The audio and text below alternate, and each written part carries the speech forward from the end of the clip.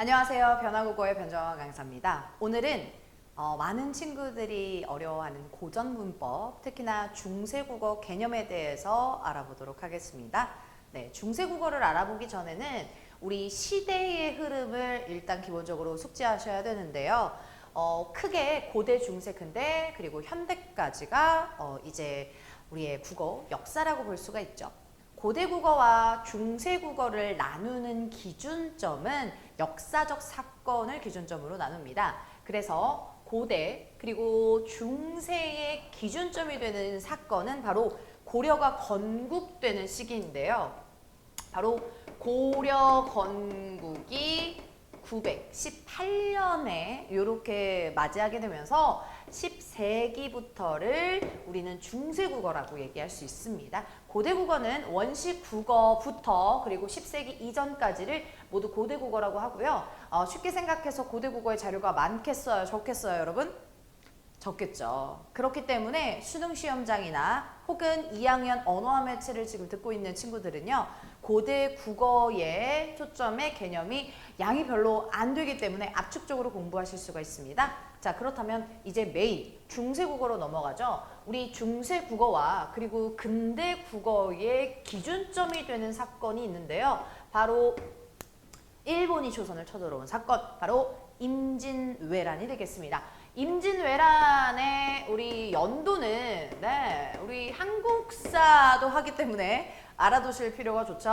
우리 1592 있을 때가 아니다 해서 1592. 그래서 우리 1592년에 발생한 사건이기 때문에 우리 앞자리 1 더하면 세기 세는 거 알고 있을 것이라고 생각합니다. 16세기까지를 우리는 중세국어라고 합니다. 8년밖에 남지 않았기 때문에 정식적으로 근대국어는 우리가 17세기부터 우리 근대국어라고 볼 수가 있습니다. 17세기부터 또 현대국어까지 나누는 기준점은요. 바로 문물이 막 들어오죠. 가보년도에 개혁이 들어간 우리 가보개혁이라고 볼 수 있습니다. 가보개혁 또한 1894 한국사 시험이기 때문에 시험 보잖아요, 여러분. 참고로 알아두시는 게 좋죠. 19세기까지가 우리가 가보개혁, 즉 근대시기라고 볼 수 있습니다. 역시나 6년밖에 남지 않았기 때문에 현대국어는 정식상 20세기부터를 현대국어라고 명칭을 받는다라고 생각해 주시면 돼요. 자, 그렇다면 이렇게 고대, 중세, 근대 국어의 역사 중에 왜 중세 국어를 먼저 1학년 때부터 살펴보고 또 수능 시험장에서 가장 많이 물어보는 파트냐? 바로 국어의 역사 중에 엄청난 사건이 있길 마련이죠. 그래서 유일하게 전기와 후기를 나누는 시기가 바로 중세 국어. 바로 어떤 사건? 국어의 역사 중에서 가장 중요한 거는 우리 국어가 만들어지는 거죠. 바로 한글 천재. 여기 중세 국어 후기와 전기를 나눌 수 있는 역사적 사건, 바로 훈민정음 창제가 되겠습니다. 훈민정음, 우리 갓킹 제너럴 세종대왕님이 만드신 우리 훈민정음 창제는요, 우리 한글을 쓰는 한국 사람이기 때문에 연도 알아주시는 게 좋죠. 1443년에 발표를 하셨고요. 창제를 하셨고요. 자, 발표는 3년 뒤인 1446에 이제 반포를 하시게 됩니다. 그래서 우리 백성들이 한자에 대한 어려움, 중국말과 다르기 때문에 그 어려움을 알고 나서 우리 한글, 우리의 고유의 글자를 만드시는데 그것을 43년에 창제하시고 반포는 3년 뒤에 반포를 하게 됩니다. 참고로 반포를 할 때쯤에 양반들이 그동안 한자를 썼기 때문에 지식인층들의 반발이 많이 있기 때문에 3년 뒤에 반포를 하십니다. 자, 그렇다면 우리 국어의 역사, 국어의 문법에서 고전이 정말 중요한데 그중에 중세국어를 배우는 이유, 바로 훈민정음 창제, 이런 역사적 사건이 있길 마련이죠. 그래서 우리 몇 세기예요? 훈민정음 창제 15세기의 중세국어의 모습과 시험은 16세기 혹은 16세기 말, 즉 후기의 모습을 비교하는 문제가 굉장히 많이 출제가 됩니다, 여러분. 그래서 훈민정음 창제 이전을요, 우리는 전기라고 부르고요. 훈민정음 창제 이후를 후기라고 부릅니다. 그래서 우리 전기와 후기를 나누는 기준 좀 꼭 알아두시고 그리고 시험 문제도 어떤 식으로 나온다. 이 후기, 훈민정음 창제가 나고 되고 나서 이 근대 이전까의 여러 가지 형태의 중세국어의 모습이 있겠죠. 그 모습에 대해서 문제가 출제가 될 수 있습니다. 자, 그렇다면 우리는 어떤 틀로 공부해야 되는지 초점을 맞춰볼게요. 우리 1학년 학생들 혹은 중세국어를 공부하는 학생들 혹은 고3, 고전 개념이 어려우신 분들 모두 지금 이 영상을 보셔도 되는데 공부하셔도 되는데요. 자, 훈민정음 창제, 즉 15세기의 당시 모습 그리고 이 과도기적인 모습 그리고 현대국어의 모습과의 vs 비교를 여러분 초점에서 공부하시면 됩니다. 아시겠죠, 여러분? 그래서 15세기의 모습 그리고 중간에 과도기가 펼쳐질 텐데 뭐 고3 친구들, 고2 친구들 같은 경우는 근대국어와의 차이점을 공부를 더 하셔야 되겠죠, 여러분. 근데 근대국어 따로 외우실 필요 없고요. 지금 오늘 영상을 감상하시면 시청하고 공부하면 여기에서 나오는 단어들이 주로 많이 쓰이기 때문에 여러분이 일단 1차적으로 중세국어를 공부를 하셔야 된다는 점 참고 부탁드릴게요. 자, 그렇다면 고대, 중세, 근대, 현대국어 요렇게 해서 초점을 맞출 수가 있습니다. 자, 시험 포인트는 어떻게 해요? 바로 그 한글 창제 당시에 중세국어의 특징은 어떤 것들이 주로 있는데요? 에 대한 문제가 출제가 되고요. 또 가장 핵심적인 거죠. 중세국어와 현대국어의 모습의 공통점과 차이점을 시험 문제에서 묻게 됩니다. 이거는 내신 혹은 모의고사 둘 다 공통적으로 적용되기 때문에 이걸 1차적으로 공부를 하셔야 합니다. 자, 그렇다면 다음 부분으로 넘어간다면요. 바로 초성의 제자 원리입니다. 훈민정음 즉 한글에서 초성을 담당하는 게 뭐예요? 바로 앞에 소리, 자음이 되겠죠. 그 자음은 이렇게 구성표가 있다는 점 간략하게 설명을 드릴게요. 자, 기본 자음자는요.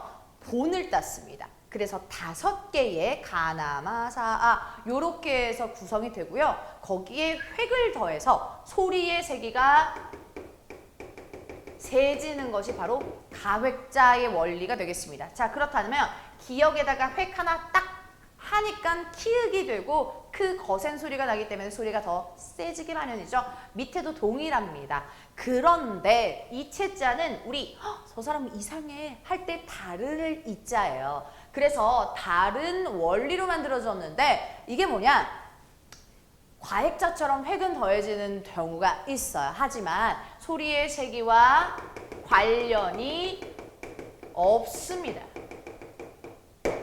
그렇기 때문에 가획자랑 구분을 하셔야 되는 거고요. 자, 우리 이채자는 이렇게 3가지가 있습니다. 자, 그런데 자음에서 우리 현대국어에 쓰지 않는 자음이 보이죠, 여러분? 그래서 여린 히읗, 그리고 옛 이응, 그리고 반치음까지 지금 소실된 자음이 이렇게 3가지가 보인다는 점 참고 부탁드리고 특히나 수능 모의고사에서 표가 만약에 나온다면 여러분은 이채자, 옛 이응을 여기 맨 마지막 후음에 들어가는 것이 아니라 바로 어금니 소리에서 나기 때문에 어금니에서 소리 나기 때문에 옛 이응을 기역 옆에다가 두셔야 된다는 점만 좀 기억을 해주시면 바로 쉽게 연상이 되실 겁니다.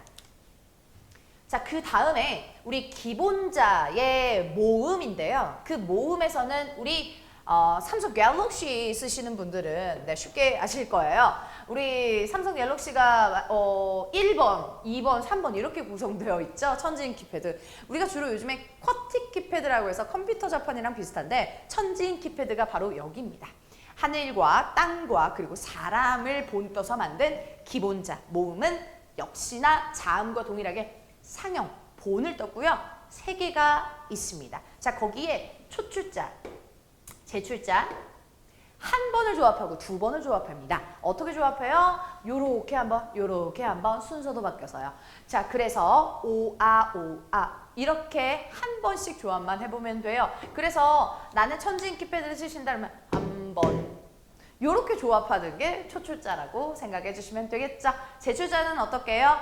나는 여기에다가 하나만 더 획을 그을래 해서 제출자는 총 4개가 되겠습니다. 자, 그렇다면 우리의 모음은 총 몇 개예요? 바로 중세 국어의 모습의 모음은 3개, 4개, 4개, 총 11개가 되겠습니다. 아시겠죠? 제가 그래서 현대국어의 개수, 모음의 개수 꼭 기억을 해주시고요. 자, 그렇다면 본격적으로 우리 중세국어의 특징을 공부해 볼 텐데 우리 중세국어의 특징은 이렇게 공부하시면 조금 편할 거예요. 자, 우리의 머릿속에 중세국어에 대한 개념이 짝짝짝짝 3개가 있어야 여러분이 시험, 내신을 보듯이 혹은 모의고사를 혹은 수능을 볼 때도요. 머리에 착착착 정리가 되어야 새로운 지문, 새로운 낯선 중세국어 지문을 보더라도 빨리빨리 판단할 수가 있어요. 아시겠죠? 자, 그렇다면 기틀을 어떻게 잡는지 가이드라인 먼저 잡고 갈게요.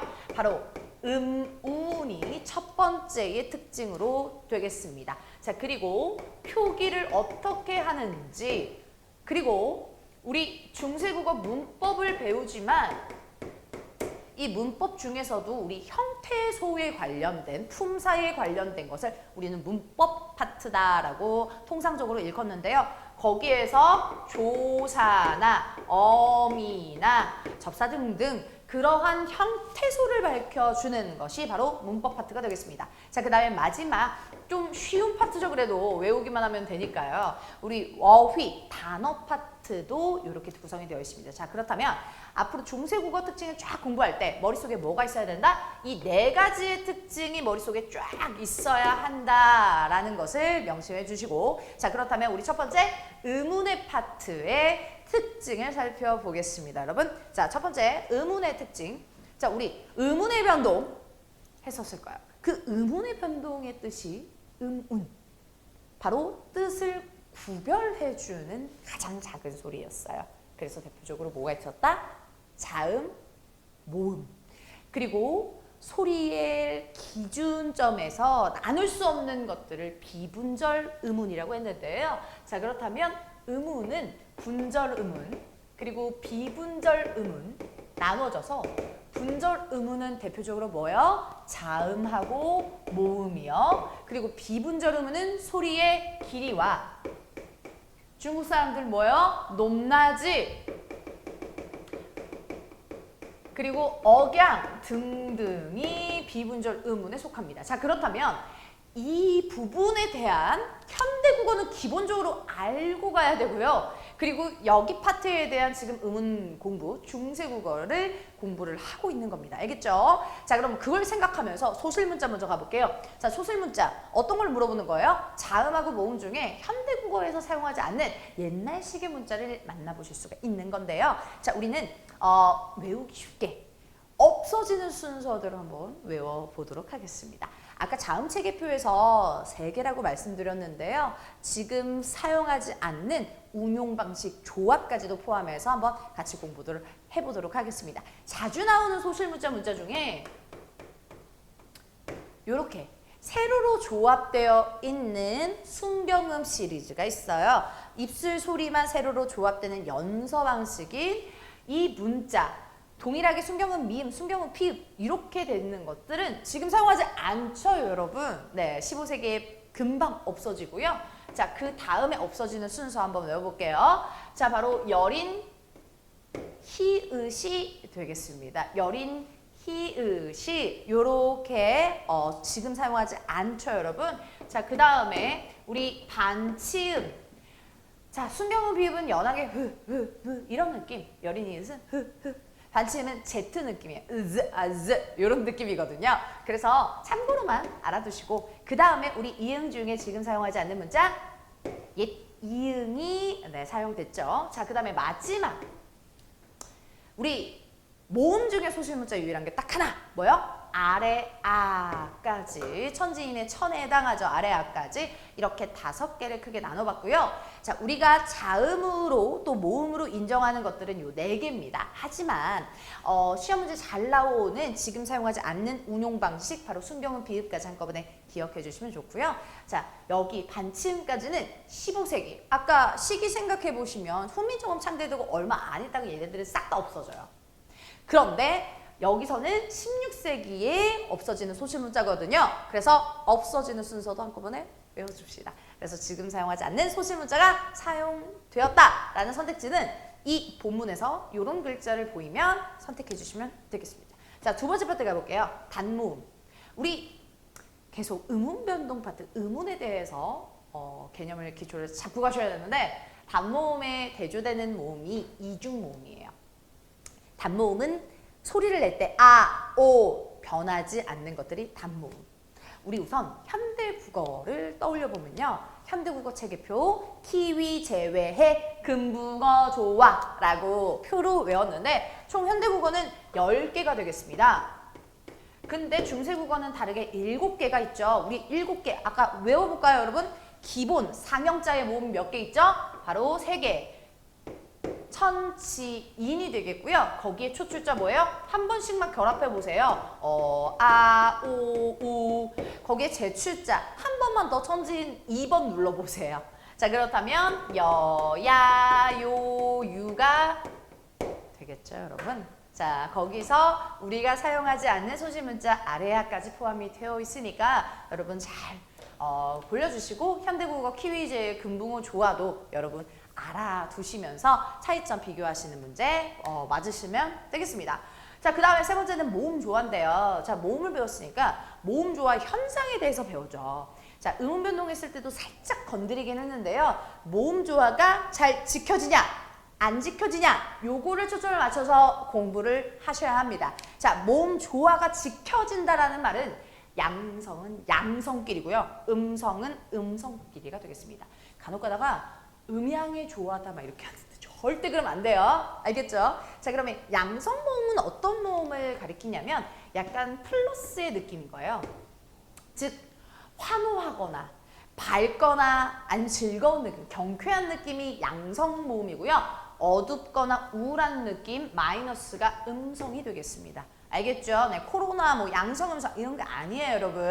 자, 그래서 단순하게 생각해 주시고 양성 모음은요. 환호할 때 생각해 보세요. 우 이렇게 환호하지 않죠. 우, 와, 뭐 이렇게 환호를 한단 말이에요. 그래서 와, 오 이렇게 환호. 야유할 때 어떻게 해요? 너 우 들어온 거 볼 때 오 이렇게 되죠. 그래서 음성 모음은 이렇게 되겠습니다. 이렇게 대응되는 것들도 여러분 알아두시면 좋고요. 자, 그 다음에 우리 으는 어떤 모음일까요? 생각해보면 더러운 거 보면요. 이렇게 돼요. 기분 나쁘잖아요. 그때 뭐예요? 음성 모음 들어가죠. 자, 그러면 얘는 다 짝이 있어요. 근데 얘는 짝이 없네요. 바로 지금 사용하지 않는 소실문자 유일한 모음인 바로 아래 아가 여기에 들어갑니다, 여러분. 자, 그렇다면 이렇게 딱딱딱딱 짝이 이루어져 있으니까 앞에 글자가 어떤 것으로 끝나든 우리는 둘 중에 하나만 선택해 줄 수가 있어요. 즉 모음 조화가 잘 이루어질 수 있다는 말이죠. 하지만 지금 소실문자 아래 사용하지 않고 있습니다. 자, 그렇다면 어떻게 될까요? 바로 현대에 들어오면서 근대와 현대를 지나면서 모음 조화는 어떻게 된다고요? 파괴가 많이 된다라고 생각해 주시면 되겠죠, 여러분. 뭐 때문에요? 바로 이 친구가 없어지는 바람에 어머나 얘랑 대응되는 아이가 없어진 거예요. 그래서 모음 조화가 파괴됐다라고 보는 거죠. 자, 적용을 한번 해볼게요. 자, 이렇게 소리 나는 대로 적혀 있을 겁니다. 뒤에서 표기할 때 배울 거고요. 자, 그렇다면 괄호로 이렇게 뚫려 있을 거예요. 내신 시험은 괄호로 뚫려 있고 우리 수능 모의고사 같은 경우는 빈칸에 기역, 니은 하면서 알맞은 말을 넣어주셔야 되는 건데요. 자, 이런 경우에 우리는 자음, 초성과 종성, 제끼고 모음, 중성만 보는 겁니다. 중성이 어떤 글자로 끝나죠? 우, 양성. 이 아닌 음성으로 끝났죠? 그래서 우에 해당하는 어일까요? 아일까요? 바로 어가 되겠죠. 그래서 어가 숨겨져 있는 이, 즉 애를 선택해 주시면 되겠고요. 바람에는 아로 끝났어요. 아래야. 그러면 양성을 선택해 주셔야 되겠죠. 자, 그렇다면 애와 애 중에 무엇을 선택한다? 바로 이렇게 아가 숨어있는 양성 모음을 선택해 주시면 됩니다. 이렇게요. 알겠죠? 선생님 여기 어인데 여기 애는 없는데요. 숨은 그림 찾게 해주시면 돼요. 그냥 간편하게 이렇게요. 아시겠죠, 여러분? 네, 선택만 해주시면 됩니다. 여러분은 모음 조화가 지켜졌는지 안 지켜졌는지 판단하는 것뿐만 아니라 빈칸에 넣으실 수가 있어야 돼요. 알겠죠? 둘 중에 하나 중에요.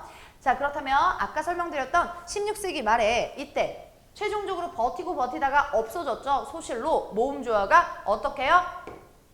잘 지켜지지 않아요. 그런데 국어에서 표현이 뭐라고 하냐면 문란해졌다라고 얘기해요.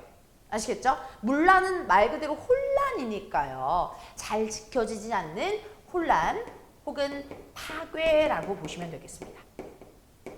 아시겠죠? 네. 자, 근데 선생님 간혹가다 질문이 들어와요. 이는 어떤 모음이에요? 뭔가 가운데 딱 중립을 지키고 있는 모양이겠죠? 자, 그래서 유일한 중성 모음이 되겠습니다. 아시겠죠? 그래서 이는 따로 기억을 해주셔야 돼요. 바로 중성 모음이다 라는 사실. 아시겠죠? 자, 그렇다 보니까 이가 앞에서 만약에 뭐 기라고 하는 글자가 끝났다고 칩시다. 자, 그러면 뒤에는 양성이든 음성이든 아무거나 와도 상관이 없어요, 여러분. 네. 근데 그거에 따라서 모음조가 파괴됐다? 이렇게 부르면 안 되죠. 파괴된 건 아니니까요. 이 친구는 중성이니까요. 아시겠죠? 네. 음운 파트 계속 가보겠습니다. 자, 이제는 자음, 모음을 벗어나서 우리 나눌 수 없는 비분절 음운의 영역을 들어갈 텐데요. 자, 비분절 음운 다시 한번 상기시키면 우리 이런 것들이 있어요. 소리의 길이, 높낮이, 억양. 길이를 좀 생각해 보시면 여러분, 우리 1학년 1학기에 대부분 음운 변동을 배우는데 그때 어떤 개념이 나왔냐면요. 여러분 초록창에 아니면 검색창에 한번 눈을 검색해 보세요. 눈을 검색해 보잖아요. 그러면 I, 신체 눈과 떨어지는 snow, 이 눈이 두 가지가 나와요. 근데 어떻게 뜻을 구별하냐 이거예요. 같은 눈인데요. 바로 길이에 따라서 현대는 구별하고 있습니다. 바로 snow, 우리 엘사가 뿌려주는 우리 눈은 눈 이렇게 길게 발음을 해요. 네, 저처럼 오버해서 눈 이렇게는 아니고, 네, 뉴스에서 간혹가다 보면 눈이 많이 내립니다. 이렇게 해서 길게 발음을 하거든요. 이거를 우리는 길게 발음한다, 장음이라고 말하고 있습니다. 자, 그렇다면 현대국어는 이렇게 발음을 하고 있는 비분절 음운을 가지고 있어요. 자, 그렇다면 중세국어는 무엇을 채택했을까요? 어떻게 비분절 음운을 사용했을까요? 바로 좀 생각해보면 우리가 한글을 창제하기 전에, 한글이 나오기 전에 그 이전에는 한자, 즉 중국말을 사용했단 말이에요. 그럼 중국 사람들의 말과 흡사했겠네요. 그죠? 그렇기 때문에 니하오마 하면서 빠 이렇게 하면서 높낮이를 채택했단 말이에요, 여러분. 그래서 여러분 중세국어의 비분절 음운은 소리의 높낮이가 되겠습니다. 아시겠죠? 아하, 중국 사람들처럼 처음엔 썼구나. 그래서 우리는 중국 사람들이 막 시끄러운 이유가 니하오마 이렇게 하는 이유가 뭐가 있어서 바로 음의 높낮이 성조가 존재합니다. 우리 중국 사람들은 참고로 뭐 1성, 2성, 3성 이렇게 부르더라고요. 근데 우리는 부르는 명칭이 다릅니다. 아시겠죠? 자, 근데 그 전에 그러면 이거를 길게, 뭐 높게, 뭐 높은 소리 혹은 낮은 소리를 어떻게 구분해요? 점으로 표시하는 거예요. 점으로 쓸 때요. 점으로 글자의 왼쪽에 방점이라는 점을 탁 찍어서요. 얘를 높게 발음하는지 낮게 발음하는지 구별을 하는 거야. 소리의 고저를 표시한다. 높낮이를 표시한다. 고저가 뭐 높낮이니까요. 표시하는 겁니다. 그러면 낮은 소리는 평평한 소리, 평성이라고 하고요. 그리고 높은 소리, 높을 것자 해서 거성이라고 합니다. 자, 그 다음에 낮았다가 높아지는 소리도 있는데요. 이런 느낌이에요. 자, 그래서 얘는 상성이라고 합니다. 윗산자 써서요. 자, 마지막 점의 개수에 상관없는 게 있어요. 어머나, 이거 어떻게 발음하지? 받침에 따라서 구별을 합니다, 여러분. 자, 그래서 빨리 그치는 소리, 입성. 빨리 닿는 소리라고 해도 돼요. 자, 빨리 그치는 소리 같은 경우는 점의 개수가 없으면 어떻게 구별해요? 라고 하는데 받침이 키포인트입니다. 자, 입성 같은 경우는 받침 자체가요. 비읍, 디귿, 기역, 우리 바닷가, 파여름, 그리고 추가적으로 시옷까지 끝나면 빨리 닿는 소리를 합니다. 자, 예를 들어서 우리 밥이라고 하는 이런 글자가 있는데 지금은 밥 편하게 하지만 옛날 중세 사람들은 하나 찍히던 두 개 찍히던 상관없이요. 밥 이렇게 빨리 끝나는 소리다라고 생각해 주시면 됩니다. 왜요? 비읍으로 끝났기 때문에. 쉽습니다. 근데 시험장에서 실제로 소리를 내봐라 막 이런 발음 스피킹 시험이 아니잖아요, 우리는. 자, 그래서 우리는 점의 개수 어떤 소리인지 내신 시험 꼭 기억해 주시면 되겠습니다. 알겠죠? 네, 필수입니다, 필수. 네, 저거 안 외웠다가 틀리면 너무 억울하잖아요. 그래서 외우는 방법 30초의 꿀팁을 드리면 바로 삼각형으로 저는 외웠어요. 고등학교 때. 어떻게? 낮은 소리예요. 근데 평평하다라는 느낌으로 영상에서 점이 없는 낮은 소리 같은 경우는 우리는 평성이라고 했고요. 그리고 점이 딱 하나 찍혀 있잖아요. 하나. 그러면 한 개는 높을 거자. 거성이구나. 우리 박명수 아저씨 옛날 별명이 거성 박명수 아저씨 막 이랬거든요. 그래서 그 거성이에요. 그리고 마지막에 낮았다가 높아지는 소리가 있어요. 이렇게 쏴 이렇게 화살표. 그럼 어떻게 해요? 낮았다가 높아지는 소리니까 두 개겠죠, 여러분. 그래서 점 두 개를 사용해 가지고 윗상자 쓰면 상성이 되겠습니다. 자, 그래서 평성, 상성, 거성 이렇게 다 채워졌는데 어떻게 해요? 삼각형으로 외우려고 했잖아요. 어머나 닫혀야죠, 마지막에. 빨리 닿는 소리, 여기를 점 상관없이요. 바로 입성이라고 했습니다. 입성 자체는 아까도 얘기했듯이 받침, 바다가사라고 외워주시면 되겠습니다, 여러분. 네, 그렇다면 자, 이렇게 중세국어 사람들은 말을 했대요. 이렇게 성조를 표시했대요, 중세국어 사람들은요. 자, 그래서 말싸미라는 뜻, 우리 나란 말싸미 많이 들어봤을 거예요. 토크랑 이리야 이 호울스 말이랑 구별을 해야 될 거 아니에요. 지금 현대는 뭘로 구분한다고요? 길이. 근데 옛날 사람 중세국 사람들은 높낮이. 그래서 점을 어디에 찍었다? 왼쪽에 찍었다. 왼쪽 어디? 이렇게 찍었다 라는 거예요. 그럼 어떻게 발음? 말 이렇게 발음했다는 거예요. 자, 그렇다면 지금 이렇게 점 두 개 찍는 게 상성이잖아요. 그럼 현대에서는 투머치 토커 이거를 어떻게 구별을 할까? 호울스 말이랑 어떻게 해요? 오른쪽에 발음을 할 때 표기를 작은 표시를 한다. 이렇게. 자, 얘는 쓸 때 이렇게 점을 찍습니다.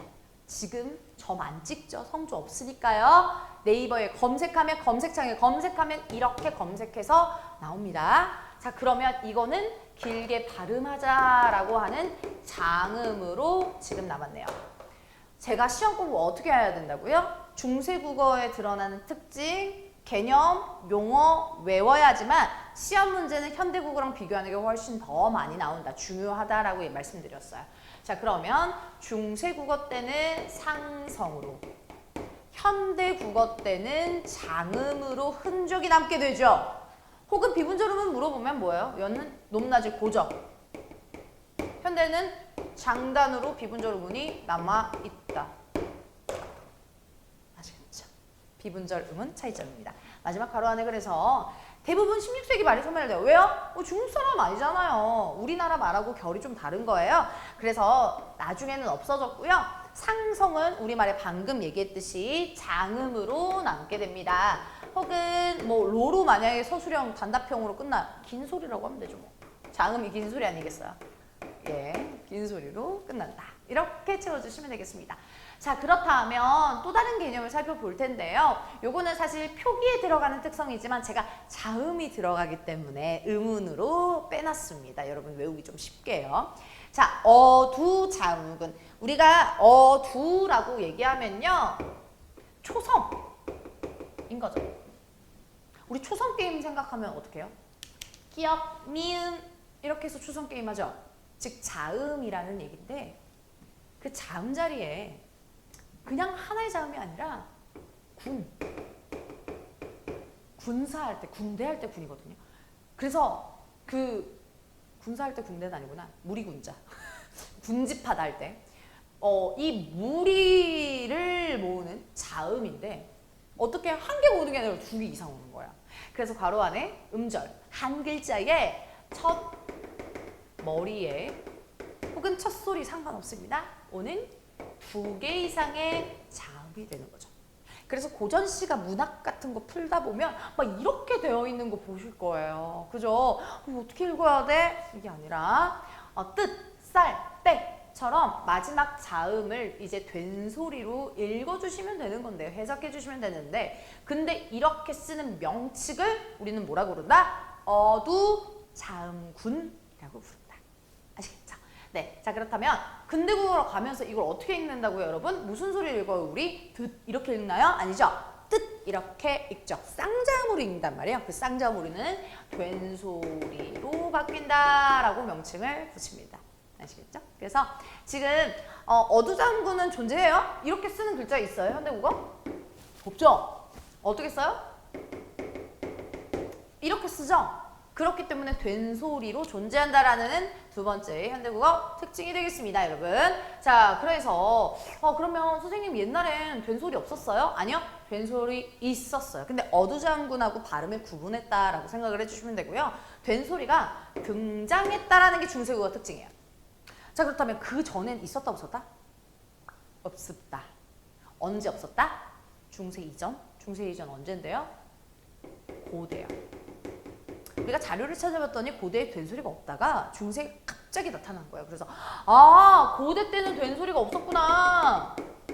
중세 때 등장했겠구나 라는 것을 우리는 알 수 있거든요. 국어 자료를 통해서. 자, 그렇다면 된 소리 말고 어떤 자음 체계가 있죠? 바로 연하게 발음하는 예사소리, 된 소리, 그 다음에 거센 소리, 이 세 계열, 3 계열이 확립되는 게 언제라고요? 바로 중세 시대다라고 보실 수 있습니다. 예사소리, 된소리, 거센소리 이렇게 세 계열이 확립이 됐습니다. 자, 마지막으로 음운변동과 관련되어서 제가 이렇게 표시를 해놨는데요. 우리 국외음화를 발음하지도 않았고 쓰지도 않았어요. 그러니까 무슨 얘기냐면 바로 옛날 사람들이 이렇게 썼대요. 표지. 우리는 지금 어떻게 해요? 표지라고 현대는 발음하죠. 근데 옛날에는 이렇게 썼다는 거예요. 그래서 국외음화가 안 됐다라는 특징을 알아두셔야 되고요. 자, 그 다음에 원순모음화 같은 경우는 안 됐습니다. 즉 우라고 써야 되는데 으라고 쓰는 거죠. 즉 스물이라고 써야 되는데 스물로 왜 쓰냐? 바뀌었네요. 네, 스물로 쓰는 이유는 뭐냐? 원순모음화가 안 되기 때문에 스물로 쓰는 거죠. 그래서 요거를 외워야 돼요가 아니라 이거에 보이는 특징이 뭐예요? 20, 스물인데 스물로 쓰네요. 원순모음화 안 됐다 정도만 대답해 주시면 돼요. 알겠죠? 자, 그 다음에 전설모음화도 되지 않았습니다. 웬만한 음운변동이 적용이 잘 되지 않은 채 표기 방식을 선택했는데요. 더구나 두음 법칙도 사용되지 않았습니다. 뭐 니라고 하는 것도 우리는 이라고 발음을 하는 걸 니라고 쓰듯이요. 그러니까 쉽게 마지막 파트는 생각해 보시면 북한 우리 국민들을 생각해 보시면 돼요. 북한 주민들은 그렇티 리정역 동무 막 이렇게 발음을 하잖아요. 그 분들은 중세의 특징을 아직까지 가지고 있는 거예요. 현대 국어는 우리 남한은 그거를 적용을 하고 있는 거고요. 아시겠죠? 그렇티 네가 니어 막 이러면서 막 발음하잖아. 러덩 막 이렇게 발음을 하는 게 바로 요 특징입니다. 자, 그렇다면 우리 음운의 특징을 벌써 끝냈어요. 네, 음운 표기가 양이 상당히 많습니다. 자, 그 다음 우리 표기의 특징으로 넘어갈게요. 자, 음운은 자음하고 모음하고 관련된 특징을 우리가 공부를 했고요. 표기 같은 경우는 어떻게 쓰는지에 따라서 우리가 적용을 하실 수가 있으면 됩니다.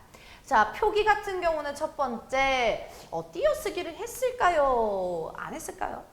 네, 띄어쓰기 같은 경우는 우리 사전을 맞춤법 개정이 됐을 때 한글 맞춤법이라는 그 이 표칙이 됐을 때만 썼기 때문에 띄어쓰기는 중세국어 때 하지 않았습니다. 자, 그 다음에 세로로 적었을까요? 가로로 적었을까요? 라고 물어봤을 때는요. 세로로 적었다라는 특징이 있죠.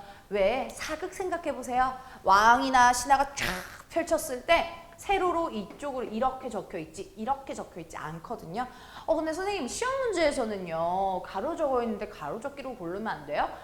편집 기술, 선생님의 편집 기술을 물어보는 게 아닌 거 알죠? 그때 당시의 모습을 물어보는 거예요. 세로 적기를 골라주셔야 됩니다. 자, 그 다음에 운용 방식은 글자 조합을 가리키는데 글자 조합을 어떻게 조합했냐? 저는 세로로 조합할래요. 저는 가로로 조합할래요. 선택할 수 있잖아요. 자, 지금 현대는 세로로 조합하는 방식이 없습니다. 세로로. 그럼 세로 아까 예시 들었던 바로 순경은 비읍, 순경은 미읍, 순경은 쌍비읍, 그리고 순경은 피읍까지 이러한 입술 소리를 세로로 조합하는 친구들을 우리는 따로 부르는 명칭이 있거든요. 그 명칭을 우리는 연서라고 합니다. 오연서씨, 네, 연서라고 하는데요. 연서는 바로 입술 소리, 이러한 입술 소리 순음을요. 바로 세로로 조합하는 것이 연서예요. 외워주시면 되겠죠? 네, 뭐 기억 여기 들어가면 안 됩니다. 네, 연서는 세로로 조합하는 거구나. 자, 그렇다면 가로로 조합하는 방식이 있어야 되겠죠? 우리 지금 된 소리, 쌍자음처럼요. 그런 것들 우리는 병서라고 합니다. 병서. 네. 근데 병서를 할 때 가로로 조합하는 건 알겠는데 같은 자음을 된 소리처럼 할지 다른 자음을 할지 요거를 또 나눌 수가 있어야 되겠거든요. 바로 같은 글자를 나란히 놓는 걸 각자병서라고 하고요. 그리고 다른 자음을 한꺼번에 가로로 넣는 걸 합용병서라고 얘기합니다. 각자병서는 어떻게 해요? 같은 자음을 나란히 라는 거고요. 합용병서는 다른 자음을 나란히 라고 생각해 주시면 되겠습니다. 뭐 하나씩 예시만 드려보면요. 뭐 요렇게 뭐 쌍기읍, 네. 다른 자음, 요런 요런 자음들을 합용병서, 각자병서라고 얘기하죠. 오케이? 그래서 지금 된 소리, 지금 현대 국어도 쓰지만 에용, 히읗 이런 거는 붙여 쓰지 않잖아요, 지금. 네, 근데 이런 방식이 있었다라는 거. 헷갈릴 수 있어요. 시험장이 긴장하면. 그래서 저는 어떻게 외웠냐? 같은 자음, 각자병서. 그래서 요런 라인으로 외웠습니다. 같은 자음, 각자병서. 요렇게요. 이지하죠, 여러분? 네, 그래서 우리 병서와 연서의 조합까지 배웠습니다, 여러분. 자, 그렇다면 표기 적기 방식인데요. 아까 세로로 적는다면서요. 그거 말고, 우리가 형태소를 구별을 할 때 이제 맞춤법 쓸 때요. 어떤 사람은 옷이라고 적고 어떤 사람은 옷이 이렇게 적으면 의사소통 너무 힘들잖아요. 자, 근데 우리 현대국어는 이렇게 오른쪽으로 적었죠. 근데 옛날 중세국어 사람들은 발음을 중시해서 옷이라고 적었대요.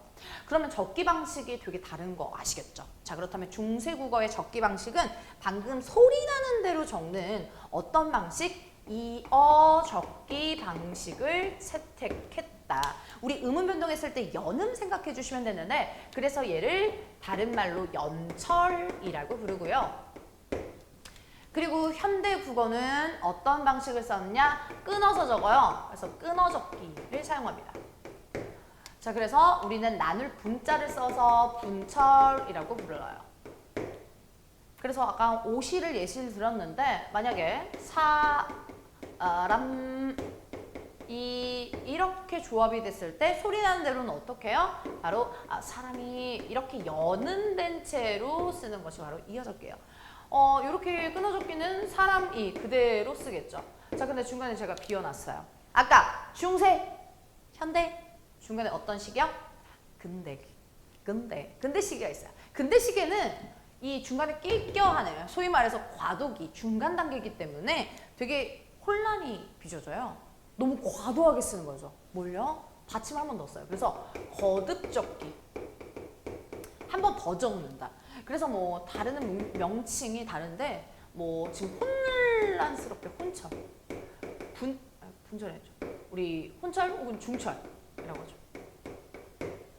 이렇게 해서 세 가지 적기 방식을 시대별로 외워주시면 됩니다.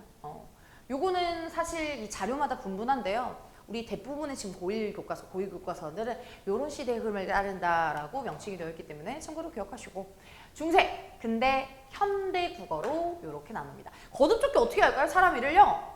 한 번 받침을 더 줘요. 어머나 세상에. 그래서 사람, 미, 즉 미음을 한 번씩 더 줬습니다. 이렇게 끝. 네, 여러분은 그러면 이어적기, 끊어적기 개념 아시고 거듭적기까지 개념 아시고 실질적으로 문제는 뭐냐 하면 자료를 주고요. 이거 이어적기 됐어요? 끊어적기 됐어요? 이거 판단할 수 있어야 돼요. 자, 근데 그래서 많은 친구들이 이제 이어적기, 끊어적기 너무 잘하니까 다른 표현으로도 사용할 수 있는데 여러분 소리를 가장 중시하는 게 뭐죠? 이어적기죠. 그래서 여기는 표음적 표기다 뭐 이런 식으로도 많이 나와요. 그러면 뜻을 살리는 거, 뜻이 제일 중요하는 건 끊어적기니까 표의적 표기다 라는 말도 쓰입니다. 아시겠죠? 네. 자, 그렇다면 세 번째, 우리 동국 정훈식 한자음 표기라는 이게 뭐야? 너무 극혐이에요. 근데 여러분, 네, 극혐이어도 해야 돼요. 우리 국어의 역사는 우리 한글을 쓰는 사람이고 과목 자체가 국어인데 문법에서 수능에서 매번 정말 잘 출제되는 파트예요. 그래서 낯설더라도 이번 만약에 고1 친구가 듣고 있다면 이거 듣잖아요. 이거 알고 있잖아요. 공부하잖아요. 외우잖아요. 그러면 3학년 내내 똑같은 개념이 반복되기 때문에 알아두면 재산이 됩니다. 지금 보시면 뭐 2학년, 3학년 친구들 모두 다 공통적으로 들을 수 있는 게 바로 중세국어 고전 문법이죠, 여러분. 계속 이어서 가볼게요. 한자음 표기예요. 끝에 이름이. 자, 그럼 고유어 표기할 수 있어요, 없어요? 없죠? 한자음 표기인데요. 그러니까 고유어는 절대 표기할 수 없어요. 선생님 저 한자 공부 몰라요. 저 한자는 몰라요. 한자음은 얘들아 왼쪽에 이런 식으로 해서 요렇게 표기가 될 거예요. 즉 실어라는 고유어가 있으면 왼쪽에 이렇게 한자가 안 써 있을 거예요. 근데 한자는 왼쪽에 이렇게 써 있습니다. 이지하죠, 여러분? 그러니까 이렇게 명시된 아이들만 일단 자격을 가질 수 있는데 그러면 수가 아까 동국정식 한자 표기예요? 그건 또 아니에요. 동국정식 한자 표기는 두 가지의 큰 종류가 있는데 세부적으로 세 가지가 있지만 오늘 두 가지만 할 겁니다.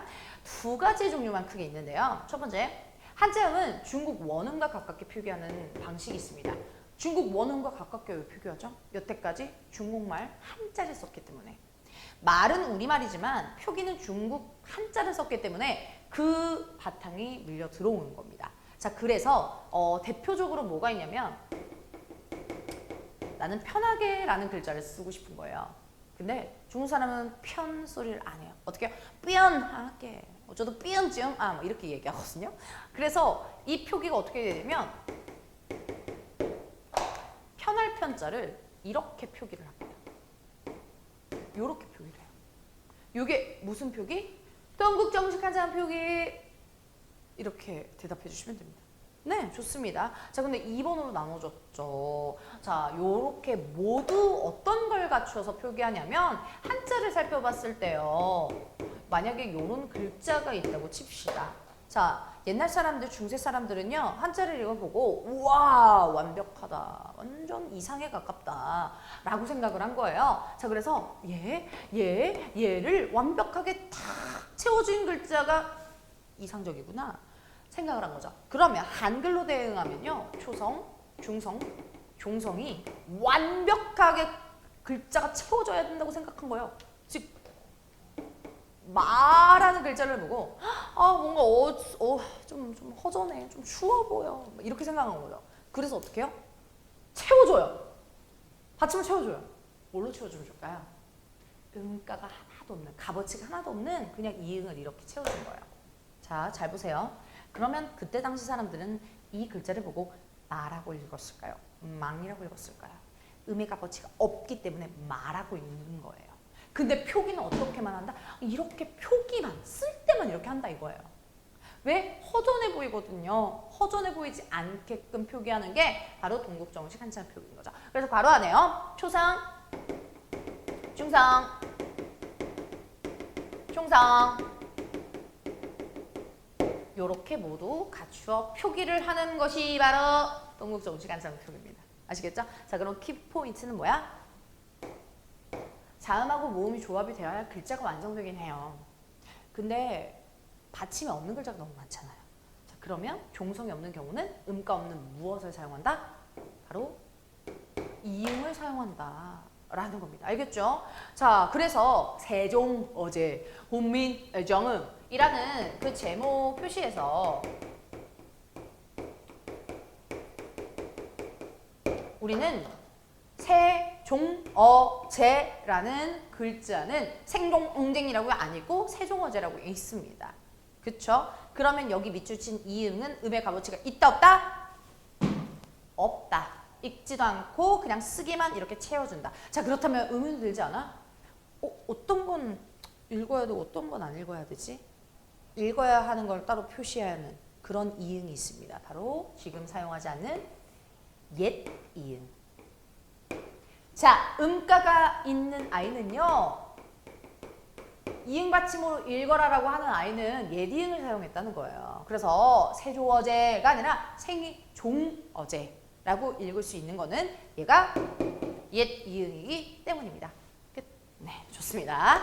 동국정운식 한자음 표기 낯선 이름이지만 동국정운의 책 이름에서 따온 한자음 표기이기 때문에 여러분 이렇게 용어 자주 익혀주셔야 되겠고요. 자, 근데 요거는 참고로 이상적인 글자라고 얘기했잖아요. 여러분 이상형 뭐 아이돌, BTS, 뭐 트와이스 현실에서 본 적 있어요? 안타깝게도 없죠. 저도 없어요. 그래서 이상적 표기이기 때문에 현실에 안 맞잖아요. 그러면 오래 쓸 수 있을까 없을까요? 못 써요. 그래서 얘는 금방 사라집니다. 즉 이상적 표기에 해당하기 때문에 현실적이지 않아요. 쉽게 말해서 실용적이지 않는 거죠. 언제 이응을 다 쓰고 앉아 있어요. 그렇죠? 그래서 금방 사라집니다. 네, 그래서 요렇게 동국정식 한자음 표기까지 정리를 했고요. 자, 마지막 표기 파트에서 알아두셔야 할 종성 표기 방법 공부해 보도록 하겠습니다. 종성 표기 방법인데요.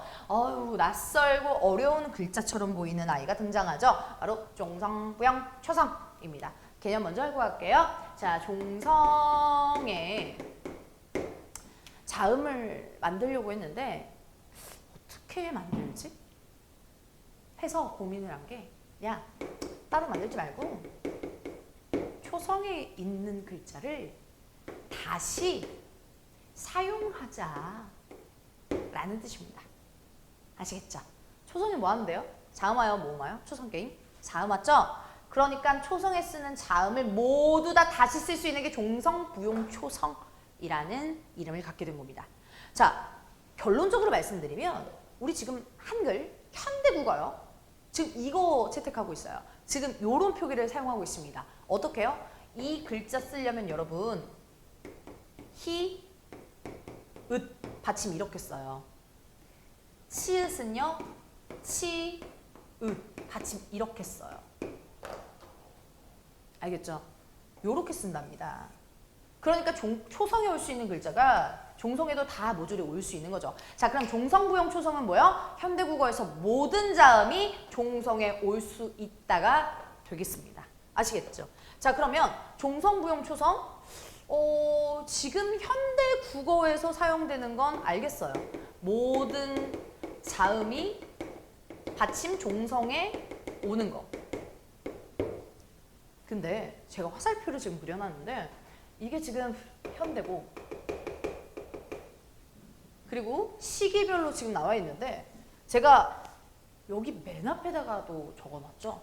바로 우리 킹 갓 제너럴 세종님께서 후민정음 창제하고 나서요. 현대국어처럼 모든 자음을 쓸 수 있게 했어요. 그래서 중세에 즉 후민정음 창제 초기에는요. 지금 현재까지 한 2작품 정도가 이 방법을 채택하고 있는데요. 현대국어처럼 모두 다 종성, 부용, 초성을 사용을 했어요. 자, 근데 학자들이 반발이 너무 많은 거예요.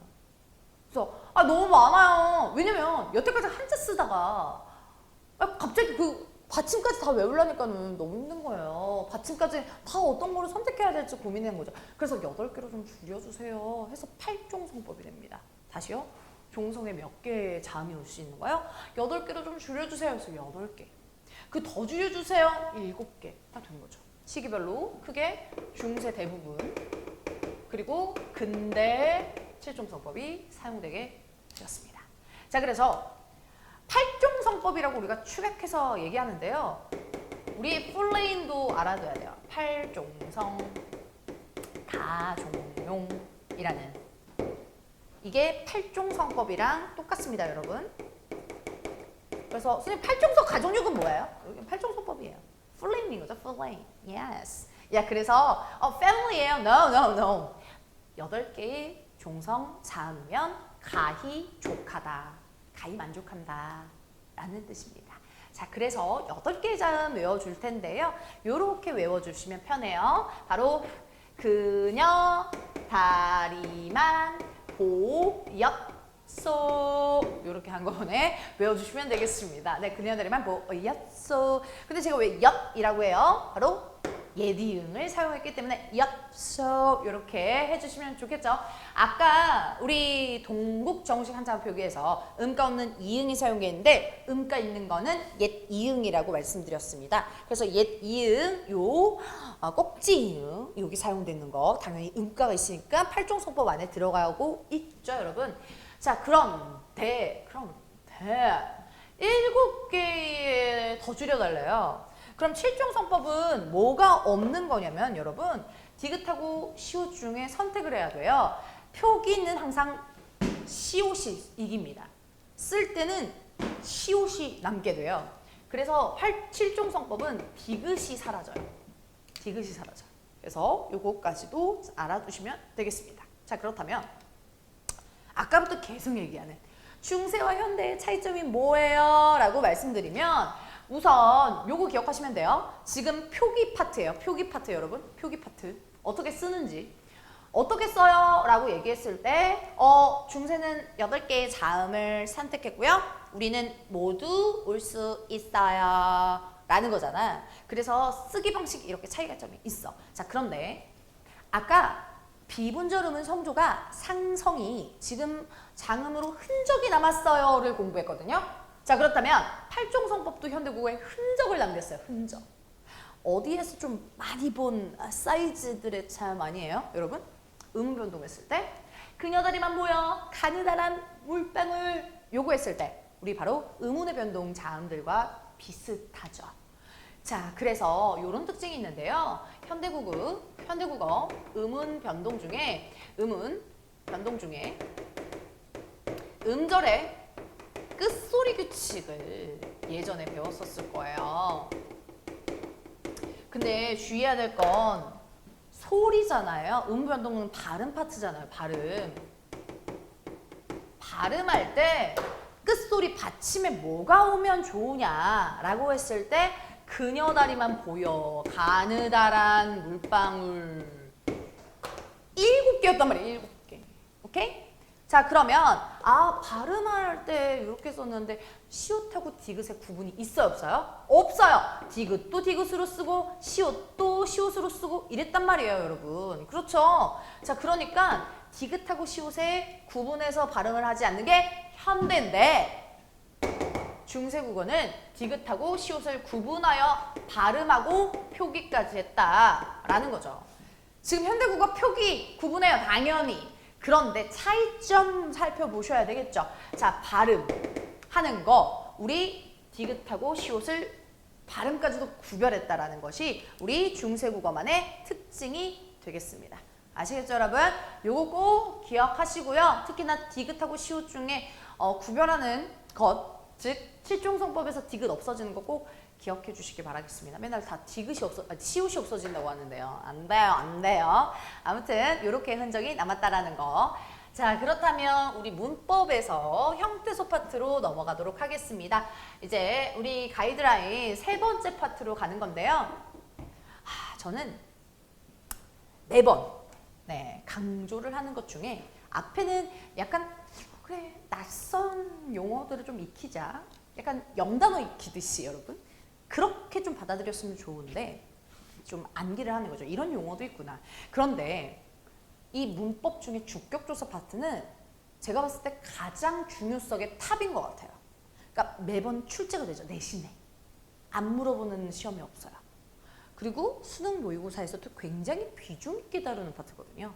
그래서 저는 주격조사는 무조건 알고 시험장에 가야 된다. 자, 주격조사, 격조사상 간단하게 생각하시면 문장 성분, 어로 끝나는 주어, 목적, 서술어 등등등 있죠. 7개의 그 문장 성분의 자격을 보여주는 게 격조사예요. 무슨 자격 부여해줘요? 너 주어야 이런 자격을 부여해주는 게 주격조사예요. 아시겠죠? 자, 그렇다면 현대국어는요. 주격조사가 높임법 제외해서 이 가가 대표적으로 있습니다. 근데 결론은 중세국어는 똑같으면 시험에 안 나오겠죠? 중세국어는 달랐기 때문에 시험에 나옵니다. 바로 둘 중에 하나만 존재했는데요. 가가 존재하지 않았습니다. 와우. 그러면 가를 쓰는 경우가 뭐냐면 정아가 예쁘다 이런 얘기를 했을 때 정아 가라는 게 없으니까 어떻게 써야지? 이런 문제 상황이 발생해요. 자, 그래서 우리가 3가지의 경우의 수를 나누는 거예요. 오케이? 자, 2는 첫 번째 쉽습니다. 2를 사용했을 때인데요. 똑같죠 뭐. 아까 정하는 가를 붙였는데 만약에 물건이라는 단어가 있으면 받침이 있죠? 그럼 물건이 없어졌어요. 물건이 있습니다. 2를 붙일 수 있어. 즉 앞부분은요. 자음으로 끝날 때 즉 받침이 있는 경우를 자음으로 끝날 때라고 얘기하죠. 여러분.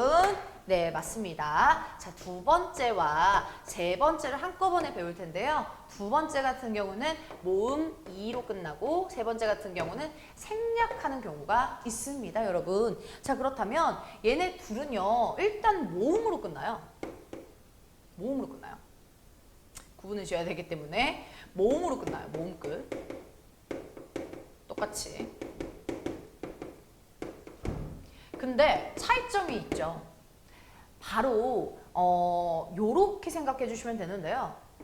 정아가 예쁘다라고 얘기했을 때 여러분 짝대기 2번 2를 넣어볼까요? 헉, 어머, 모음이 완성돼요. 맞나요? 그렇죠.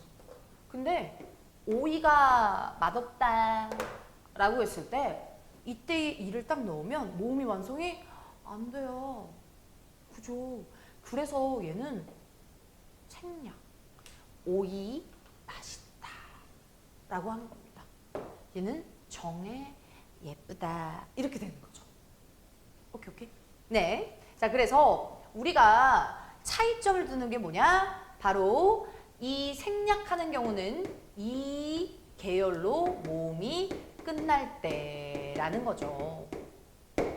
그럴 땐 짝대기 2를 붙여서 모음을 완성하지 못하니까요. 그럼 얘는요? 나머지 모음인 거죠. 뭐. 대 말고 나머지. 그래서 저는 실용적으로, 그러니까 실질적으로 문제를 풀 때는요. 그냥 짝대기 2를 넣어봐요. 그냥 무조건 짝대기 2를 넣어보고 안 되네? 그럼 생략. 되네? 그럼 짝대기 2 그대로. 이렇게 푸시면 간단합니다. 자, 그래서 사람 경우의 수. 밑에 받침 있으니까 뭐요? 2예요. 부티요. 선생님 무슨 말이에요? 구개음 안 된다고 했죠. 구개음 해보세요. 부처. 네, 부처님 얘기합니다. 네, 부타. 네, 그래서 이렇게 해서 2를 넣어봐요. 그럼 어떻게 해야 돼요? 부텨라는 명사에 2가 이렇게 붙게 되면서 부티에가 되겠습니다. 자, 그 다음에 불휘라고 하는 이런 단어는요. 내가 2를 넣고 싶은데 불휘 안 돼요. 그래서 얘는 생략. 그래서 그냥 불휘라고 씁니다. 현대어 불이는 뿌리라는 거 참고로 알아두시면 됩니다. 그래서 우리 뿌리 깊은 나무 들어봤죠? 그냥 뿌리 깊은 나무. 불휘 깊은 나무. 바로 뿌리 깊은 나무. 뿌리가 깊은 나무가 아니라는 거죠. 중세국어 표기할 때. 오케이. 자, 근데 주의해야 될 거. 이지하네요 라고 생각해 주시면 되는데 얘가 조금 잘 나와. 의외로. 왜요? 우리 앞에 표기 방식 중에요. 표기 적기 방식이 우리가 끊어적기가 아니라 무슨 적기였죠? 예, 이어적기였습니다. 이어적기. 이어적기는 어떻게 해요? 소리 나는 대로 연음처럼. 자, 그렇다면 최종 표기는 우리가 시험장에서 만나볼 표기는 이렇게 끊어적기 형태가 아니라 어떻게 된다고요? 사람이요. 이렇게 만나보게 될 거예요. 시험장에서. 자, 그래서 주의해야 될 거 뭐예요? 이거 짝대기 이네요. 2번이네요. 이렇게 골라주면 안 돼요. 큰일 납니다. 아예 틀려요. 자, 그래서 얘는 뭐예요? 그냥 온전한 이를 사용한 케이스. 단지 이어적기 연철 표기만 되어 있을 뿐이라는 거 꼭 기억하세요. 아시겠죠? 네. 그래서 저는 요거 보고 현대어풀이를 줄 거예요. 낯선 지문은요. 낯선 처음 보는 지문은 줄 텐데 그거를 비교해 보는 거죠. 즉 사람이 이렇게 되고요. 현대어풀이가 사람 이로 되어 있으면 얘 이어적기 되어 있는 거구나. 끊어적기로 바꿔줘야지 이런 생각을 먼저 하시면 됩니다. 이렇게요. 그러면 이때 이 주격조사가 1번인지 2번인지 3번인지 구분이 참 쉬울 거예요. 결론은 1번이죠. 요거 주의해 주시면 되겠습니다. 자, 조금 어렵나요? 예. 근데 해야 돼요. 네, 어려운 거 근데 다 지나갔어요, 사실. 네. 서술격조사는 현대국어 뭐 있죠? 바로 유일한 가변어 조사 중에 이다가 있습니다. 이고, 이며, 이람 이런 식으로 끝나는데 우리 중세국어 때는요. 너무너무 간단해요. 이 주격조사랑 네, 비슷하거든요. 어떻게요? 이라, 모음이라, 3번 생략라, 조건 똑같습니다. 그럼 왜 배울까요? 주격조사인지 서주격조사인지를 구분해줘야죠. 여러분. 다가 아니라 라로 끝나는 것이 특징이고요. 거기에 앞에 환경 어떤 체온인지에 따라서 이런 형태가 바뀝니다. 근데 그 체온의 환경은 주격조사랑 동일하다는 거. 그래서 본문을 보고 주격조사인지 서술격조사인지를 구분을 잘 해주셔야 합니다. 자, 목적격조사로 갈게요. 쉽죠? 목적격조사 현대국어에 뭐 있습니까? 을과 르이 존재합니다. 을과 르이 존재하는데 거기에서 우리 모음 조화를 생각해 주시면 돼요. 모음 조화. 을에 해당하는 것은 무슨 모음이죠? 음성. 근데 그거에 대응하는 양성 모음이 뭐였죠? 예, 아래합니다. 그래서 이렇게 사용. 밑에는요, 를 사용. 여러분 목적격조사 현대어에서도 쓰잖아요. 나 르이에요, 나 을이에요. 나 르이죠. 받침 없는 거 어떻게 해요? 를. 받침 있는 거 뭐예요? 을. 책상 을. 그죠? 그래서 여기서는 자음으로 끝날 때 얘는 모음으로 끝날 때의 환경을 각각 써주시면 되는 거고. 그리고 여기는 이 앞의 환경이 어떤 모음일 때? 음성 모음일 때. 얘는 앞의 환경이 양성 모음일 때를 쓰는 겁니다. 아시겠죠? 네. 겨울인데 제가 지금 팔을 좀 휘젓고 있는 게 모기가 갑자기 날라들어가지고 이게 지구온난화 정말 심각하네요. 네. 갑자기 뜬금없는 모기 이야기. 자, 그래서 이 모기를 우리는 목적격 조사로 잡고 싶네요. 네, 목적격 조사로 잡았나요? 네, 잡았어요, 여러분. 진짜. 근데 모기를 설명할 때도 여러분 생각해 보면 모기 2로 끝나잖아요, 중성 모음. 그러니까 중성 모음은 요거 뭐 상관없습니다. 알겠죠? 근데 모기니까 모음으로 끝나서 르로 들어가면 되겠네요. 요렇게 생각을 해주시면 되겠습니다, 여러분. 자, 모기를 잡았다는 기쁜 소식을 알려드리면서 자, 넘어갈게요. 자, 그 다음에 관역격조사 파트로 넘어갈 텐데요. 관역격조사는 현대국어에 의가 존재하죠, 유일하게. 그래서 우리의 집 이런 식으로요. 자, 근데 관역격조사에 또 의가 있으면 무슨 모음? 음성 모음, 대응하는 양성 모음이 있겠죠. 바로 아래 아요. 요렇게 생겼습니다. 그래서 위에는 음성, 밑에는 양성일 때 사용하시면 되는데 여기에 COC라는 관용격 조사도 추가할 수 있습니다.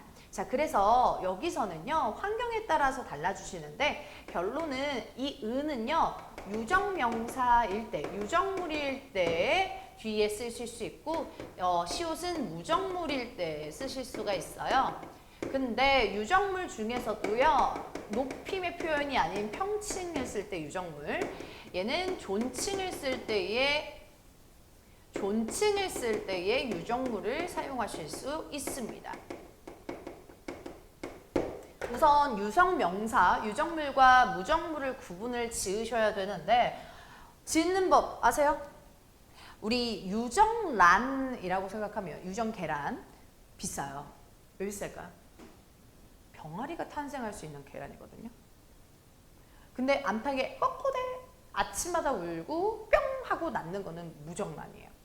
그거는 아무리 품어도 병아리가 안 나와요. 즉 결론은 유정물들은요. 사람, 동물, 즉 피가 도는 아이들이고요.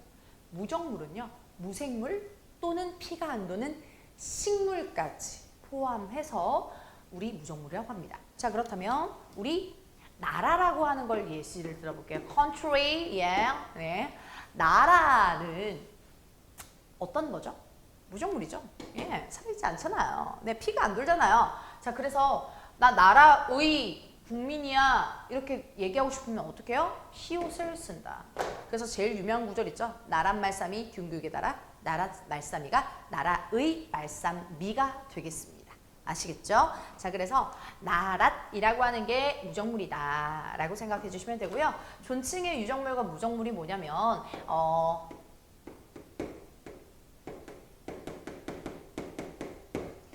나라고 하는 1인칭 대명사가 있으면 높일 필요 없죠. 그러면 아래 아를 쓴 양성모음일까요? 나의 뭐 집 이런 식으로 쓰면 되겠네요. 자, 근데 부처예요. 부처님 높여줄 때는 높여줘야죠. 요렇게 해서 부처 이런 식으로 쓰실 수가 있습니다. 아시겠죠? 요렇게 해서 관역격조사 빈칸을 뚫어도 채워줄 수 있으면 됩니다. 혹격조사는요. 현대어 국어가 뭐뭐아 정아야 그리고 뭐뭐이여 그리고 이시여가 있는데요. 우리 중세 국어에서는 요거가 달라집니다. 어떤 거요? 이시여가 이시여로 쓰지 않고 님금 이시여가 아니라 님금 하로 씁니다. 님금 허. 네. 그래서 님금 하가 무슨 뜻? 임금 이시여다 라고 생각해 주시면 됩니다. 하는 존칭의 혹격조사인 거죠. 높임의 혹격조사요. 끝이에요. 너무 쉽죠? 예. 그래서 나올 수 있는 격조사 파트들, 부사격조사는 워낙 많아서 본문에서 할 거기 때문에 생략하고요. 네, 조사 파트 같습니다. 자, 이제 어미 파트로 갈 건데요. 우리 기본 문법 중에 어미 앞에는 무조건 뭐가 오냐면 바로 어간이 오게 되어 있습니다. 합쳐서는 항상 우리 동사, 형용사, 품사, 용언이 만들어질 수 있는데요. 그 중에 어미, 먹다의 다가 되겠죠. 그 어미는 모습이 바뀌어요. 모습이 바뀔 수 있는데 명사처럼 바뀌는 아이를 명사형 어미입니다. 결론은 명사는 아니야. 명사는 아닌데 명사처럼 보여요. 그러려면 현대국어에서 뭘 붙이면 되냐면 너 뭐함? 밤 먹음. 너 어디 뭐해? 나 집감. 이렇게 되는 거죠. 너 뭐해? 나 자기. 나 가기. 이렇게 명사처럼 보일 수 있는 게 음기입니다. 자, 근데 우리 중세국어 때는요. 기가 잘 사용하지 않는 약간 아웃사이더 용어였어요. 아싸 용어 잘 사용하지 않았습니다. 자, 그러면 요걸 가지고 사용했을 텐데 음만 사용하면 음성 모음만 될 거야. 그죠? 그래서 우리는 음을 그대로 쓰지 않고요. 옴하고 음으로 나눕니다. 다시 뭐라고요? 바로 요렇게 쓰게 됩니다. 자, 그래서 예시로 한번 바로 볼 텐데요. 기본형 뭐예요? sit, 앉다죠. 다 대신에요. 우리는 앉음, 너 뭐함? 앉음, 여기 앉음 이렇게 하면 되는데 여기서는 뭐예요? 음이 아니라 옴을 썼다 이거죠. 당연히 오는 양성, 우는 음성 사용해서 안 좀 이렇게 되는 거고요. 최종적으로 왜 이렇게 적어요? 이어적기 연절 표기죠. 오케이. 자, 그래서 지읒이 올라가서 안 좀이라고 씁니다. 자, 그 다음에 쓰다, 사용하다라는 뜻인데요. 된소리, 어두자음군 아까 배웠죠? 요렇게 기본형이 있는데 음성이니까 옴 대신 옴을 씁니다. 자, 그래서 우리 씀이 되겠습니다. 현대어플리는요. 씀, 나 그거 많이 씀 이렇게가 되는 거죠. 그래서 우리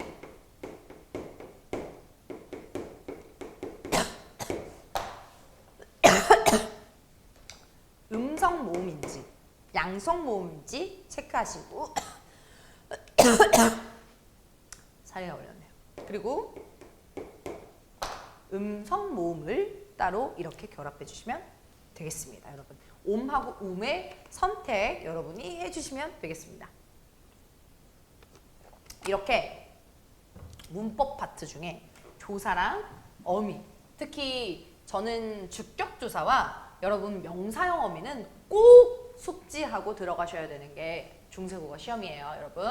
그래서 명사형 어미가 두드러지게 우리 현대국어와 중세국어의 특징 비교할 때 중요한 거기 때문에 더 이어서 나가면요. 체언이면 우리 히읗 종성 체언, 기역 덧생김 체언이라고 하는 특이한 환경에서 갑자기 기역이 나오고 히읗이 나오는 그런 단어들이 있습니다. 예시만 드릴 텐데요. stone이라는 돌이라는 단어가 혼자 쓸 때는 멀쩡하게 돌이라고 써요. 근데 갑자기요. 이렇게 모음으로 시작하거나 아니면 기역으로 시작하는 조사를 만나잖아요. 그러면 갑자기 돌이라고 하는 애가 돌변해요. 어떻게 해요? 히읗이 옆에 송 하고 이렇게 갑자기 나타납니다. 그래서 이 히읗을 뭐라고 한다? 히읗 종성이라고 부르고 이 단어를 히읗 종성 체언이라고 부릅니다. 그래서 우리 이렇게 히읗이 나타나면 이어적게 해줘야 되겠죠? 히읗을 이렇게 그리고 이렇게 쓰고요. 그리고 얘는 축약된 형태 돌 히읗과가 아니라 돌화가 되겠죠? 화. 이렇게. 자, 근데 선생님 히읗 종성체언에 뭐가 있어? 다 외워야 돼요? 그게 아니에요. 이렇게 표시가 되어 있는데 현대어 풀이에 돌이 돌과라고 되어 있잖아요. 현대어 풀이 줄 거예요. 그럼 왜 이렇게 표기했냐? 지금 사용하지 않는 히읗 종성 체언이 들어가 있기 때문에 그렇습니다. 라고 대답만 해주시면 되겠습니다. 알겠죠? 자, 마찬가지로 나라히가 현대어풀이가 나라이예요. 뭐라고 해주면 돼요? 나라 플러스 히읗이구나. 거기에 이구나. 이렇게 정도만 알아두시면 되겠습니다. 아시겠죠, 여러분? 그래서 현대국어에 남아있는 것 중에 우리 수, 것이라고 안 하고요. 그죠? 암수 구별할 때 수.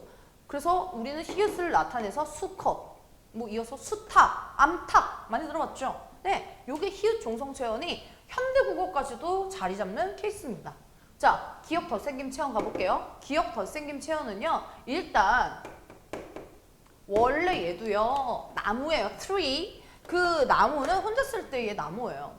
근데 기역 덧생김 체언, 즉 모음으로 시작하는 이런 조사를 만나면요, 은이 아니라 양성모음 맞춰준 거예요.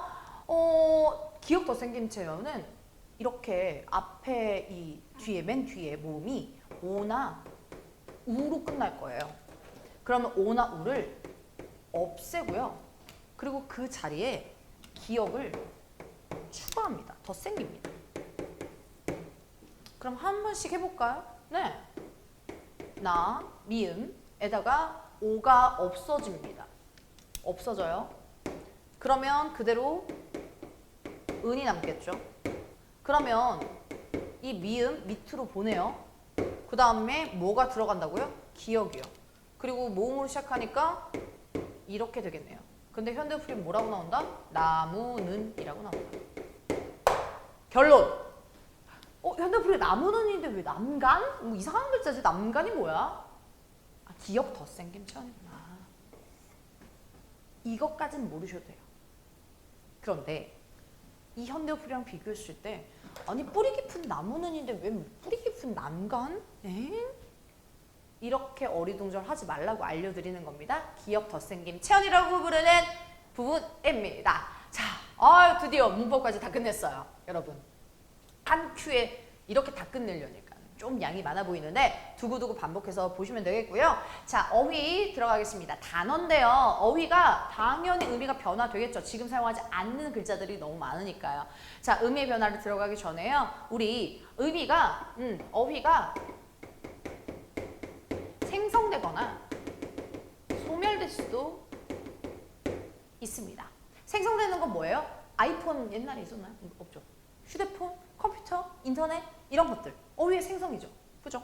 소멸 뭐예요? 지금 사용하지 않는 글자. 지금 사용하지 않는 글자 뭐 예를 들어서 세종문정음에서 이런 전차로라고 하는 게 이런 까닭으로예요. 근데 까닭을 지금 전차라고 쓰지도 않고 전차라는 단어 자체가 없습니다. 그래서 이거는 죽는 글자, 죽은 글자, 죽을 사자 써가지고요. 사어라고 얘기를 해요. 그래서 어휘에 기본적으로 생성이 있고 소멸이 있다라는 거. 자, 근데 그 밖에 어휘의 의미가 변화되는데 그 종류가 3가지예요. 글자 내가 요만큼만 옛날에 썼었는데 이만큼 확대됐다. 라고 해서 의미의 확대. 나는 옛날에 요만큼 쓰다가 이만큼 쓰다가 지금 요거예요. 축소. 와, 옛날엔 이렇게 썼는데 아예 다른 뜻이네요 라는 의미의 이동까지가 되겠습니다. 이미지적으로 간략하게 나타나면 옛날에는 이렇게만 썼는데요. 지금은 이렇게 다 씁니다 라는 거고요. 축소 같은 경우는 반대겠죠. 지금은 이렇게 옛날에 썼는데 지금은 전체 다를 죄송해요. 바뀌었네요. 네. 지금 옛날에는 이만큼 썼는데 지금은 요만큼만 자리 잡고 있습니다 라고 하는 파트가 바로 확대와 축소죠. 자, 그래서 확대 같은 경우도 대표적으로 영감이라는 단어. 영감이라고 하면 옛날에는요 벼슬 하는, 즉 벼슬살이만 하는 관리직들 남자 노인만 가르쳤는데 이제는 옆집 할아버지도 김영감님 이렇게 할 수 있어요. 벼슬 안 하도요. 그렇죠? 확대된 케이스예요. 축소 같은 경우는 대표적으로 놈이 나오죠.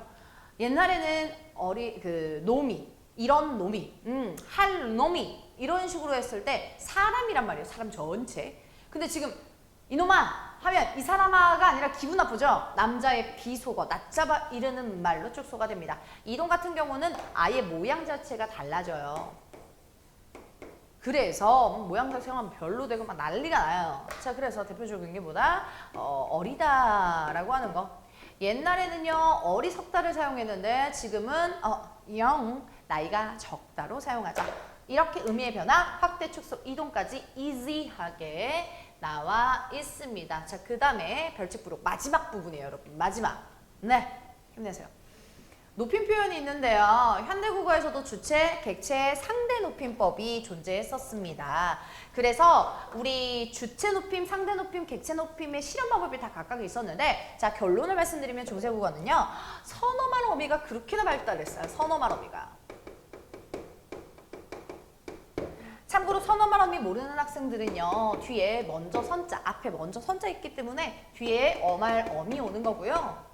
앞에는 어간이 오는 친구를 선어말 어미라고 합니다.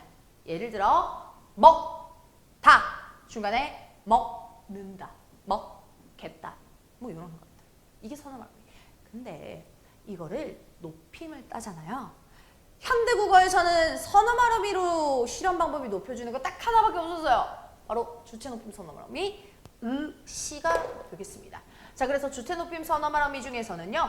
우리 시가 현대국어와 공통점. 현대국어와 공통점 너무 중요하지. 제가 여태까지 차이점 위주로 쭉 설명을 했어요. 공통점 별로 없었거든요. 근데 얘는 공통점. 시험 문제 너무 잘 나오겠죠. 현대국어의 높임 표현이 그대로 쓰였다. 나머지는 다 차이점이에요. 차이점 어떻게 나오는지 볼게요.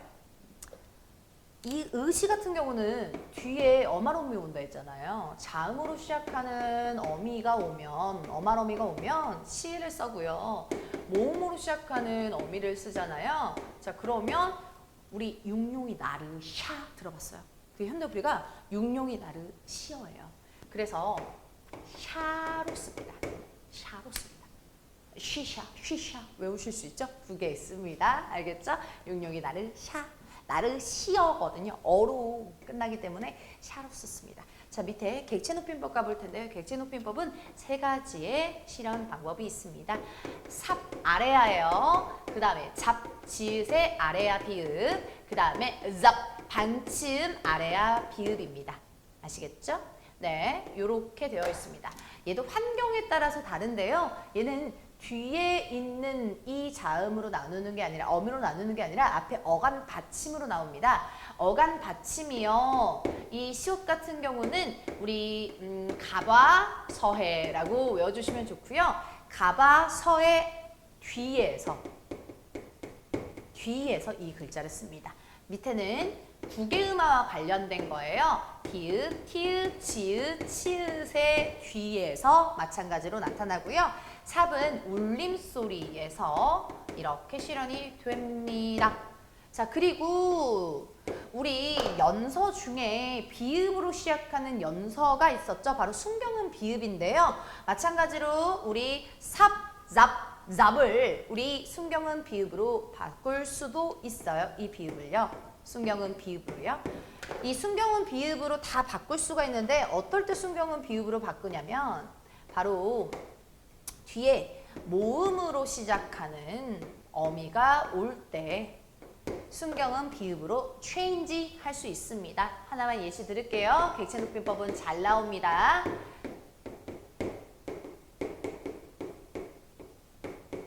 listen, 듣다요. 듣다. 아, 요걸로 해볼게요. 죄송해요. 묻다로 해볼게요. 묻다. 뭐 비슷하긴 한데요. 묻다가 아니라 묻다죠. 묻다. 듣다도 아까 비슷하게 풀면서 해주셨는데 제가 현대어플이를 좀 확연하게 알려드리려고요. 자, 할머니한테 묻다가 아니잖아요. 할머니한테 엿주다잖아요. 그래서 현대어플이는 특수어로 사용해요. 엿줍고, 엿주어. 현대어플이 이렇게 사용해요. 어쨌든 객체 높임의 특수어인데요. 객체 높임 특수어휘 말고 선어말어미는 객체 높임 선어말어미가 현대국어 없어요. 근데 중세국어는 이렇게 선어말어미 실현이 됩니다. 그래서 빈칸에 넣기가 시험 문제 정말 잘 나오는데 보시면 디귿 받침이죠. 디귿 받침 어디로 가야 돼요? 띠띠띠띠띠띠. 디귿 받침 지읒. 그쵸? 그래서 잡을 넣는 건데요. 잡. 그래서 묻잡고 묻잡아. 자, 근데 주의해야 될 거 뒤에 모음으로 시작하는 어미가 뭐예요? 바로 아죠. 그럼 이때 뭘 쓴다? 그냥 이음, 순경음, 비읍 이렇게 쓴다. easy. 근데 한 번만 더 묻잡아 라고 하면 뭐 빈자리 이응이 이렇게 써야겠네요. 이어서 깨주셔야죠, 여러분. 그쵸? 연철 방식 묻잡아 이렇게 나옵니다. 네. 너무 낯서네요. 하지만 요 공식만 기억하시면 우리 음운 변동하는 것처럼 문법 계속 반복해주면 어렵지 않습니다. 요런 개념 여러분 생각하시면 되고, 자, 그 다음에 상대 높임법 가겠습니다. 마지막 상대 높임법은요, 우리 종결 표현만 높여주는 게 현대국어였는데 얘 역시나 우리 선어말 어미로 높일 수가 있어요. 이와 이시 되겠습니다. 얘는 완전 쉬워요. 왜요? 조건 자체가요. 이는 평서문, 이은 의문문이거든요. 우리 가시리 작품 아시는 분들 많으실 텐데 가시리 이고가 아니라 가시리 it고예요. 왜요? 현대어플이가 가시렵니까? 의문형이거든요. 그래서 가시리 it고가 아니라 이고가 아니라 it고라는 거죠. 의문문이니까요. 그러면 가십니다 라고 한다면 이가 중간에 들어가겠죠. 그 차이점이야. 끝. 네, 좋습니다. 자, 마지막 의문문인데요. 여기에서 의문문 자체에 종결 어미를 이렇게 쓸 겁니다. 1인칭, 3인칭, 2인칭 나눌 수가 있는데 우선 2인칭이라는 거 먼저 짚고 넘어갈게요. 2인칭은 너, 그죠? 너다, 내다 뭐 이런 식으로 나올 텐데 여기서는 현대 국어에 평서형 어미로 주로 쓰이는 다가 들어가요. 근데 그냥 다가 아니라 니은다, 은다, 은다가 들어가면 얘는 뭐뭐 하느냐로 의문형으로 쓰일 수 있습니다. 알겠죠? 자, 그래서 시험 문제는 네, 어쩌고 저쩌고 했을 때 만약에 가 뒤에다가 니은다라고 골라주셔야 된다라는 거예요. 너한테 명칭 붙일 때. 자, 근데 나 혹은 그녀, 사람 이름이 이렇게 존재하는 1인칭, 3인칭일 때는요. 판정 의문문과 설명 의문문을 나눌 수 있는데 판정 의문문은 말이 yes or no, OX 퀴즈 대답할 때 설명 의문문은 주관식을 설명 의문문이라고 얘기하죠. 판정 의문문은요. 계열로 끝납니다. 형. 주관식은 형으로 끝나요. 자, 그래서 가시리 있고 가시렵니까? 라고 얘기를 했을 때 우리는 갈 거예요. 안 갈 거예요. 이런 식으로 해서 끝나는 그런 부분이 아니라 정말 서리법을 사용하는 거고요. 그리고 얘네들은 뭐 예를 들어서 가 혹은 뇨 뭐 이런 식으로 끝나는 것들을 우리 종결어미라고 볼 수가 있습니다. 그래서 인칭의 명칭에 따라서 달라진다는 의문문까지 오늘 공부를 했습니다. 자, 이렇게 중세국어 문법 개념 쫙 훑어봤어요. 사실 이 개념을 계속 반복하고 숙지하다 보면요. 내가 세종어조 훈민정음을 보든 소학원을 보든 혹은 용비어 청가를 보든 다양한 작품들을 보더라도 이 개념만 머릿속에 기억해 보시면 다 적용하고 OX 판단하실 수 있습니다, 여러분. 자, 그렇기 때문에 복습 꾸준히 많이 해주시고요. 중세국어 개념 여기까지 영상 마치겠습니다. 변화국어였습니다.